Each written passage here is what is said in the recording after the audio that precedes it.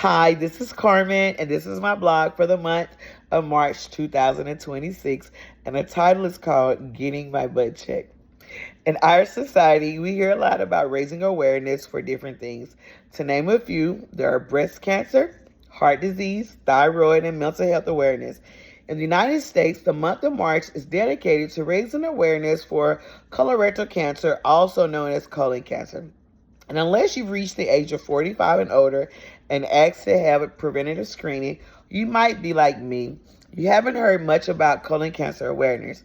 And even though I have interviewed friends from my blog's website that have experienced colon cancer, this time was personal. I was undergoing the process of having a preventative screening, and the experience raised more awareness for me. Colon cancer is the third leading cause of death for men and the fourth leading cause of death for women. And according to American Cancer Society, between men and women, there will be approximately 108,860 new cases for 2026. With early screenings, these death toll numbers can be reduced each year.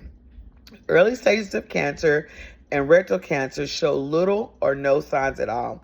This is the reason screenings are important. Originally, doctors suggested the screening age for colon cancer to be 50 years and older, but due to 10% of deaths in the United States for colon cancer being under 50 years of age, the suggested rate was lowered to begin at 45. A few symptoms are a change in bowel habits, persistent abdominal discomfort, rectal bleeding, weaknesses, fatigue, or unexplained weight loss. I haven't experienced any of those symptoms, but I am over the age of 45. Therefore, I want to ensure that I'm doing all that I can to live longer, and here's my experience of my first colonoscopy. I'm a foodie, and I love to eat. 24 hours prior to the procedure, you cannot eat anything solid because the colon has to be cleansed. And in order to cleanse it, only a certain type of clear liquids and certain jellos are allowed to be consumed. Also, you must drink this prescribed solution that will cleanse out your colon. I've also always heard about the nasty drink. I was told it was the grossest thing a person could ever drink. And then depending on the time of your procedure, that determines what time you have to mix the solution and begin drinking it. And because I've heard many horror stories about the drink, that was the biggest thing that psyched me out. And my appointment was scheduled for March the 5th. On March the 4th, I was looking at my coworker's lunch and admiring it. My lunch for the day was chicken broth. I tried my best to drink it. I added some pepper to try to give it some flavor, but it was horrible. I couldn't finish it. The night before, I couldn't find anything but red jello, and red jello is on the list of do not haves. So I was hungry. I decided I would get full off of water, but I've never been one for water. I will avoid water like a plague. In order for me to drink water, I have to add a flavor packet. And again, flavor packets were to be avoided as well. And I really struggled this day. I called the office to ask what time I needed to start drinking the solution. And with my appointment being at 10:30 the next morning, the nurse told me I should have started it by 2 p.m., but I wouldn't get home from work until after 4 p.m. I was on a time crunch. I made it home and mixed up the solution, and once I began it, nothing could be eaten. The colon had to be completely empty. This solution was going to be the best thing to do it. Once the water was added, it was 4 liters that I would be drinking. I had never in my life drank 1 liter of water. How in the world would I finish 4 liters before midnight? I took the first sip. It had a little flavor. Lemon lime salt water. I said, well, I got the flavor that I had been craving all day long. Truthfully, it wasn't as bad as what people said that it was. I guess because growing up, I used a home remedy of gargling with salt water when I had a sore throat. The little hint of lemon lime helped. But regardless of how much it helped, it was very hard drinking the solution. And according to the directions, I had to drink 10 ounces every 30 minutes. Word to the wise, you don't want to be at work when you start drinking the solution. You need to be near a toilet. After about an hour, the solution began to do its magic. My bowels started emptying. Remember, there are no solid foods eaten, nothing but liquids, so the bowel movement was similar to diarrhea. I was hungry. I was sleepy. I was tired of drinking the solution. This was one of the longest nights of my life. I texted my friends that I had interviewed for my blog, asking them about what to expect the next day. And each told me the procedure was pretty simple. The most important thing was getting a solution down because I needed to make sure my colon was cleansed. But I couldn't finish the solution. I absolutely hate water. I know it sounds crazy, but I have a hard time getting it down. I had about 30 ounces left to drink, and I stopped. I was almost in tears trying to finish it. I'll be 100% honest. I was really worried about the procedure the next day. Would I be completely cleansed out? Would I have any complications if there's any food left inside of the colon? A few years earlier, I was supposed to have a colonoscopy, but the particular gastroenterologist didn't prescribe me the prescription solution.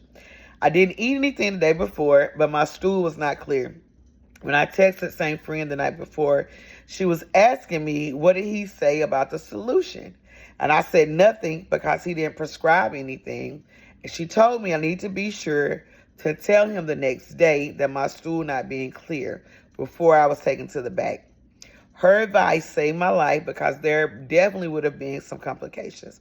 Because it saved my life, I wasn't sad about not having a colonoscopy done.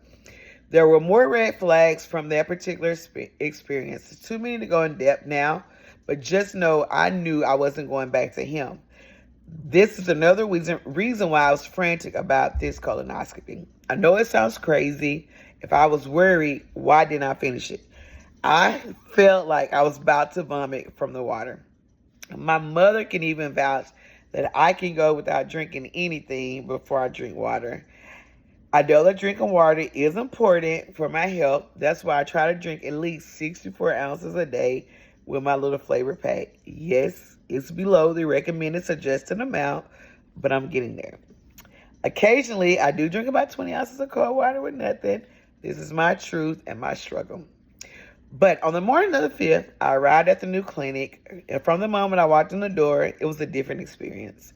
The entire clinic, from the front desk, insurance verification clerk, nurses, anesthesiologists, and doctors were very friendly, nice, and concerned. Even on the 4th, I had questions. They returned my calls each time. They didn't make me feel that I was a nuisance for calling. And on the day of the procedure, they explained everything in detail. We had some labs, and I knew that God had provided the right clinic and doctor this time. I was in great hands. But right before the anesthesiologist put me to sleep, I told her to wait. If you know me, you know what I did. I told them I don't know what their beliefs are, but I'm about to pray for me and everyone in the room that was attached to my procedure. Everyone gathered around me and we prayed. And we concluded that prayer in Jesus' name. The next thing I knew, I was opening my eyes in the recovery room and everything went well. I was very happy that everything had gone well and happy that I would be able to eat and drink. They offered me water and ginger ale. You know I chose the ginger ale. I finished it. They offered me another one. It was the best drink I'd had in the last 32 hours. And when Dr. Rivera came to the recovery room, he informed me there was a small polyp, but he did remove it. It's sent to biopsy, and I'm still waiting on the results, but I'm believing and trusting God that all is well. Now, one of my friends told me to eat something light because I had been put to sleep, and I forgot all about that and went to this restaurant. I ate a big meal for dinner, and let's just say she was right. I should not have eaten it all because it did not agree with my stomach.